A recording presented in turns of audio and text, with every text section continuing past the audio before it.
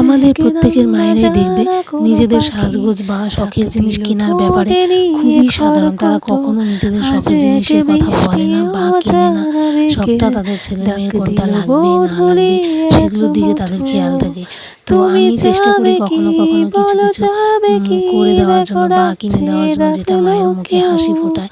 তো এটা দেখছো, এটা সপ্তমীর দিন রাতের বেলা আমি মাকে মেহেন্দি পরিয়ে দিচ্ছিলাম। তো এটা আমি প্রত্যেক বছরই করি, মানে অষ্টমীর আগের দিন সপ্তমীর দিন মায়ের হাতে মেহেন্দি পরিয়ে দিই। কারণ মা তো দুর্গাপূজা করে 5 দিন, তো সেরকমভাবে সময় পায় না।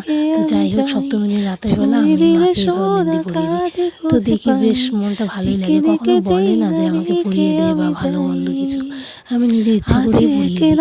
আমারও বেশ ভালো লাগে। তো এখানে আমি পরিয়ে দিচ্ছিলাম, বোন আবার একটু ভিডিও করে দিচ্ছিল।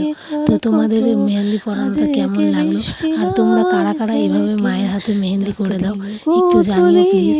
আর আমার এই ভিডিওটা তোমাদের কেমন লাগলো সেটাও কমেন্ট করে বলো। আর যারা না পরিয়ে দাও তারা একটু চেষ্টা করো মাঝে মধ্যে মাকে এইভাবে ছোট ছোট খুশি দেওয়ার জন্য, দেখবে খুব